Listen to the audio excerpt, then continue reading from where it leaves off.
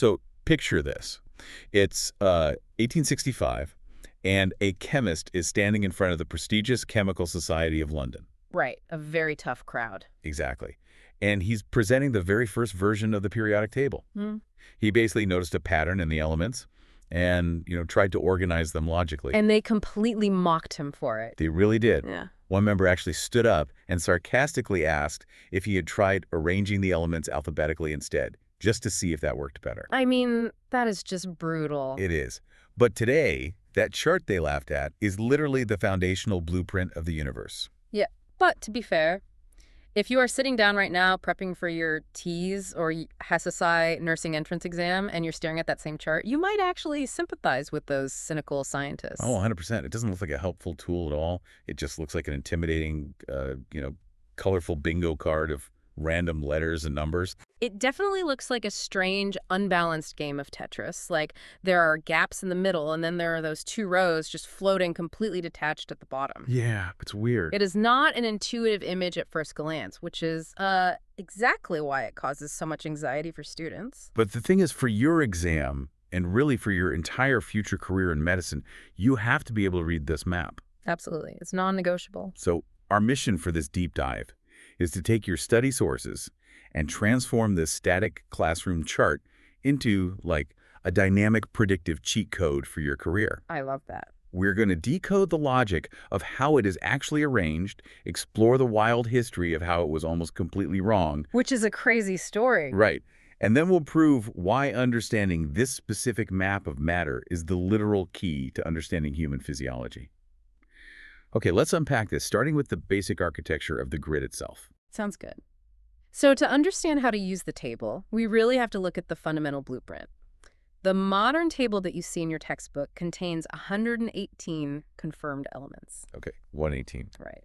And they are organized by a very specific rising metric, which is the atomic number. Which is just the proton count, right? Like the literal number of protons sitting in the nucleus of the atom. Exactly. That is the core organizing principle. So you start way up in the top left at hydrogen. Because it has one proton. Right, hydrogen has one proton. Then you jump all the way across to helium, which has two. So you read it left to right, top to bottom, with each element basically adding one more proton. That makes sense. But the real genius of the layout is how that counting forces the elements into a specific grid structure. The table is divided into 7 horizontal rows, which are known as periods. Okay, periods are the rows. Yes, and it has 18 vertical columns. Those are known as groups or families. And there's a mechanical reason they are arranged this way, which really clicked for me when I was looking through our sources. Oh, yeah. Yeah, because the protons might dictate the numerical order, but the actual physical shape of the grid, that's all about electrons. The shape is entirely about the electrons. Specifically, it's about how they orbit the nucleus in different layers, or shells. Right. So those horizontal rows, the periods, they track those electron shells being filled. So if you look at period 3, every single element in that row is in the process of filling its third layer of electrons. See, I love to think of the periodic table like a massive, slightly bizarre hotel. Okay, a hotel. I can see that. Yeah, so the periods, those horizontal rows, those are the floors of the hotel. Period 1 is the first floor. Period 3 is the third floor. Right. So everyone on the third floor is filling up that same physical level of the building with electrons. But then you have the vertical columns, the groups. The family. Exactly. Yeah. In my hotel analogy, the groups are the room types. They go straight up and down through all the floors. Yeah. And these groups track something completely different, right? They track the valence electrons. Yes. And those are the specific electrons located in the very outermost shell of the atom. They are the ones that actually interact with the outside world. Which basically means they dictate how the element behaves. Exactly. So if the groups are the room types, maybe group 1 is like the highly reactive VIP suites. Everyone in group 1, regardless of what floor of the hotel they're on, has exactly one valence electron. That's a great way to visualize it. They all share that single trait. But this brings up a massive trap I saw in the source material, and I feel like it's a huge pitfall for nursing exams. Oh, the left to right issue. Yes. Because we read left to right in our daily lives, it is incredibly easy to look at this chart and think, well, if I move across a row, those elements are right next to each other, so they must act similarly. Right. That is a very common assumption, and it will absolutely cost you points on the exam. Yeah, don't do that. Elements in the same horizontal period actually have vastly different chemical properties. Take that third floor in your analogy, period 3. Okay, looking at period 3. On the far left side, you have sodium. Sodium is a highly reactive metal. Like, if you drop raw sodium in water, it practically explodes. Not great for the body in raw form, then. Definitely not. But if you walk all the way down that same horizontal row to the far right, you hit argon. And argon is a noble gas.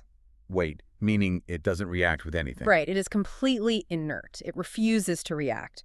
So they are on the same period, they are filling the same shell, but chemically they are total opposites. And that's because they have completely different numbers of valence electrons. Like sodium has 1, but argon has a full 8. Exactly. Which is why you have to look vertically. It is the groups that share behaviors. Oh, columns. Yes, the columns. Those group 1 metals, like sodium and potassium, they all have exactly 1 valence electron. And from an energy standpoint, having just 1 electron sitting out there in a brand new outer shell is very unstable. That's a loose wheel. Exactly. The atom is desperate to get rid of it so it can go back to a full, stable shell underneath, and that desperation makes them wildly reactive. Wow. Now jump all the way over to group 17. Those are the halogens, like fluorine and chlorine. They all have 7 valence electrons. So they are so close to being full. Right. They only need 1 more to complete their set of 8, so they become incredibly aggressive electron grabbers. Ah, so they behave identically because their outer shell has that same configuration. Precisely. And the way these shells fill actually sorts the whole table into physical blocks, too. You will see them referred to in textbooks as the S, P, D, and F blocks. Ooh, so that explains why the table has that weird castle shape. Yeah, it's all based on the blocks. Like the S block is the tall tower on the far left, the P block is the wider tower on the right, and the D block makes up those transition metals in the middle. Exactly. And the F block represents the lanthanides and actinides. Those are those 2 rows floating at the bottom. It's just floating there to save space on the paper, basically. Pretty much, yeah. Knowing how this grid physically works now, I mean, it makes it completely staggering to realize that the people who invented it had no idea what a proton or an electron even was. It really is wild. They were organizing the fundamental building blocks of the universe based entirely on observable traits. Without even knowing what was actually inside the building blocks driving those traits. Right. They were essentially working blind. The origin story is just fascinating because it wasn't just one guy having a sudden eureka moment. People had been trying to organize the elements for almost a century. Yeah, it was a long process. Like Antoine Lavoisier made a crude list of 33 elements way back in 1789, just basically separating metals and gases. A good start, but very basic. Yeah. Then in the 1820s, Johann Dobereiner noticed these things he called triads, which were groups of 3 elements where the middle one seemed to be an average of the other 2. Right, starting to see the mathematical patterns. And then you had John Newlands in 1865, the guy who was told to try alphabetizing his chart. Poor Newlands. He had proposed what he called the law of octaves. He basically noticed that if you arranged elements by their weight, their properties seemed to repeat every 8th element. Like a musical scale. Exactly like music. But the scientific establishment rejected it as just, way too simplistic. And independent of him, a German chemist named Julius Lothar Meyer was doing very similar work. Right. But the historical credit for the periodic table almost universally goes to Dmitri Mendeleev, right? The Russian chemistry professor who published his version in 1869. Yes, Mendeleev is the name everyone remembers. And he won out historically for a very specific reason. Oh. He treated the gaps in his arrangement as predictions rather than problems. That is the power of empty space. I love that. He was laying out his table, organizing elements by their weight and behavior, and suddenly the pattern just broke. Right, the data didn't fit. The next heaviest element didn't fit the behavior of the group it was supposed to land in. But instead of saying his system was flawed, he essentially said, well, the universe is just missing an element here. We just haven't discovered it yet. Which is incredibly bold. He literally left blank spaces on his map and predicted exactly what those undiscovered elements would look and act like. And he was spectacularly vindicated a few years later. The most famous example of this occurred in 1875 with the discovery of gallium. Oh, this is such a good story. Mendeleev had left a gap under aluminum in his table, and he temporarily named a missing element Ica aluminum. And he predicted it would have a density of exactly 5.9 grams per cubic centimeter. Which is such an oddly specific number for a piece of matter that literally no human being had ever actually seen. It was a massive scientific gamble. But then a French chemist named Paul-Émile Le Bourdon actually isolates gallium for the first time. Okay. He measures it, and he publishes that its density is 4.7, Oh. right? So Mendeleev reads this, writes a letter to Borbodran, a man whose newly discovered element Mendeleev has never even held, and tells him his measurement is wrong. The absolute arrogance of that is just amazing. You measured your own discovery wrong. But the theory was solid. Borbodran actually goes back, repurifies his sample, remeasures it, and gets 5.9. It perfectly matched Mendeleev's prediction. It was a massive triumph for theoretical chemistry. However, Mendeleev's table did possess one major foundational flaw. Right, because he didn't know about protons. He was organizing everything by atomic weight. Yeah. He was just putting the heaviest things last. Exactly. And for the most part, as elements accumulate more protons, they also get heavier, so the order worked out. But, not always. Right. This caused the famous tellurium-iodine reversal problem. If you look at raw atomic weight, tellurium is physically heavier than iodine. Wait, let me look at the chart. Okay, tellurium is element 52, iodine is 53. But if his whole system was based on mass, he should have put tellurium after iodine. Why did he break his own rule? What's fascinating here is that Mendeleev trusted the chemical behavior over the raw mass data. Tellurium chemically acts like sulfur and selenium, which belong in group 16, Okay. and iodine acts like chlorine and bromine, which belong in group 17. So he looked at how they reacted and just decided the weights must have been measured incorrectly. He just assumed the data was wrong again. Or that there was some deeper hidden rule at play. So he swapped them on a pure leap of faith. And it took decades to prove he was right. Decades. Yeah. In 1913, a brilliant British physicist named Henry Moseley used X-ray spectroscopy to finally measure the actual positive charge in the nucleus. Which is the atomic number. Exactly. So Moseley finally proved the existence of the proton count as the true organizing principle. He did. He proved that tellurium genuinely has a lower atomic number than iodine, even though its specific isotopes make it slightly heavier on a scale. So periodicity was about protons, not mass. Exactly. Mendeleev's hunch was right all along. But tragically, Moseley's career ended almost immediately after this breakthrough. This part is so sad. He volunteered for the British Army in World War I and was killed at Gallipoli in 1915 at just 27 years old. The scientific community considers it one of the greatest losses of the 20th century. It is heartbreaking to think what else he might have discovered if he had lived. But thanks to his work, the proton issue was solved. The numbers finally lined up perfectly. They did? You would think that after 1913, the periodic table was just a finished document. Like print it and put it in the textbooks, we're done. You'd think so, but no. It was missing a massive piece, and honestly, the layout is still being fought over today. It remains a living, evolving document. Even Mendeleev's original masterpiece completely missed an entire category of matter. Wait, a whole category? Yes. Group 18, the noble gases. Argon wasn't isolated until 1894 by Lord Rayleigh and William Ramsay. Mendeleev's table didn't have a spot for them because they simply do not react with anything, so they were invisible to his methods. Oh, wow. So they had to, tack on a whole new column on the far right. Yes. They absorbed an entire family of elements that, by the way, makes up about 1% of the atmosphere we breathe. That is wild.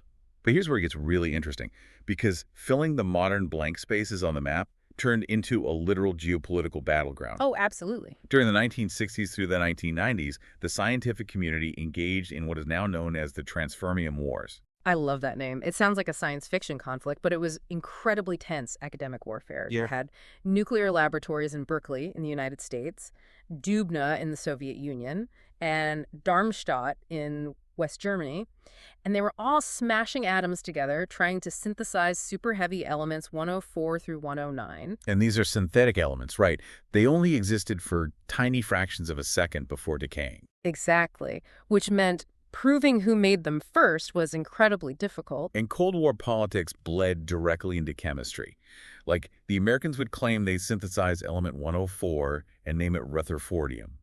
But then the Soviets would claim they did it first and name it Kurchatovium. Right, it is a mess. For decades, academic journals in different countries were using totally different names for the exact same element. And IUPAC, which is the international governing body for chemistry, they finally had to step in and broker a peace treaty in 1997 just to finalize the names. That's hilarious. But the naming process even broke long-standing traditions, right? Yeah. Oh, yes. It used to be a massive taboo to name an element after a living person. But that rule was totally shattered for element 106, Seaborgium, named after the American chemist Glenn Seaborg. Who was very much alive to see it. He was, and it was broken again recently for element 118, oganesson, named after the Russian physicist Yuri Oganesyan. So the map keeps expanding, but scientists are also, still arguing about where the existing pieces fit. Yeah, this raises an important question about how we classify nature, because the debates are highly active. Like with hydrogen. Yes.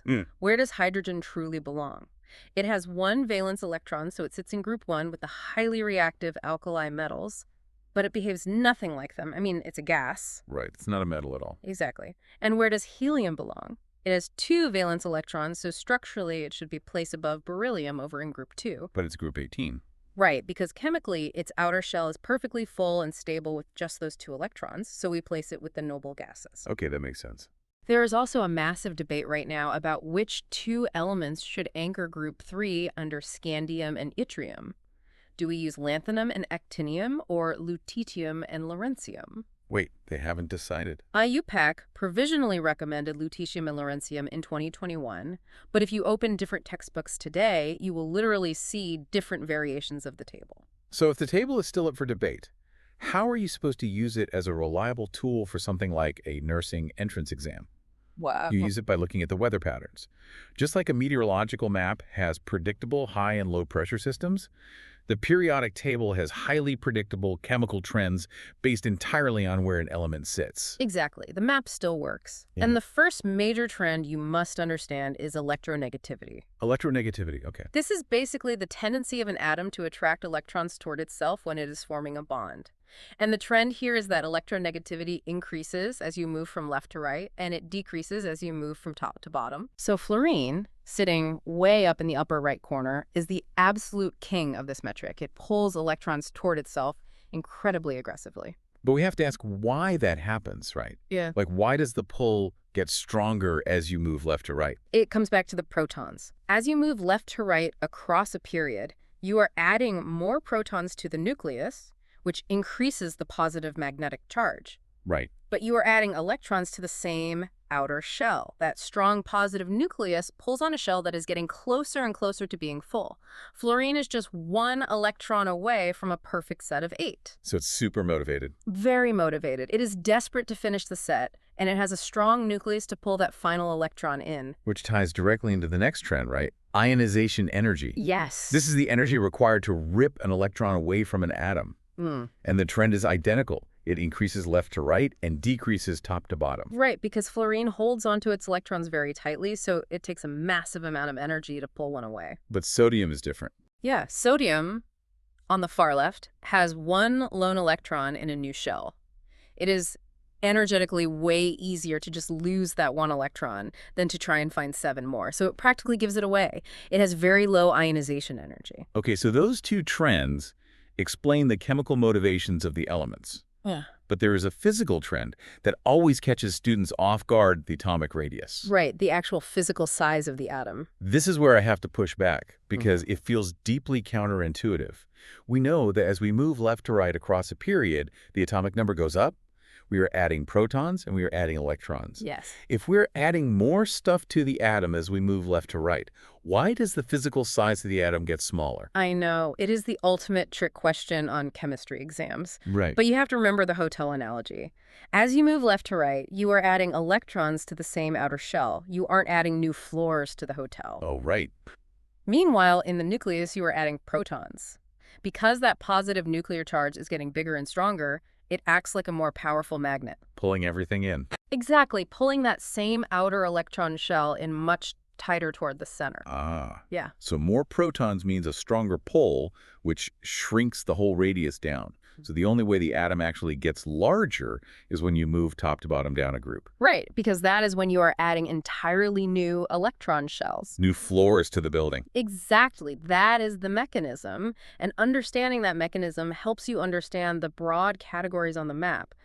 You have your metals on the left side. Okay. Because of their low ionization energy, they easily lose electrons to form positive ions, which are called dompications. Then you have your nonmetals clustered in the upper right. Because of their high electronegativity, they aggressively gain electrons to form negative ions called anions. And then there's that staircase in the middle. Right. Separating them is a diagonal staircase of metalloids, which act a little bit like both. Let's slow down and connect those ions back to our VIP analogy to explain bonding, because this is crucial.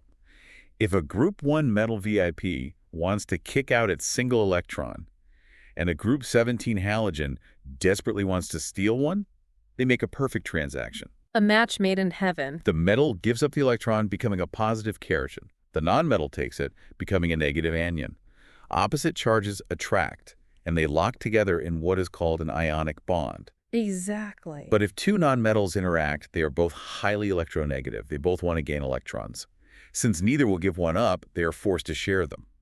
And that sharing creates covalent bond. And that right there is the secret. If you can visualize those mechanisms, you aren't just memorizing definitions anymore, you are actually predicting behavior. So what does this all mean for a nursing student? Why do we care about electronegativity or ionic bonds when we are trying to learn how to keep a patient alive? Well, if we connect this to the bigger picture, these abstract chemical trends are the exact mechanisms that dictate the physical reality of the human body. As a medical professional, you are managing a walking, talking chemical reaction. Right.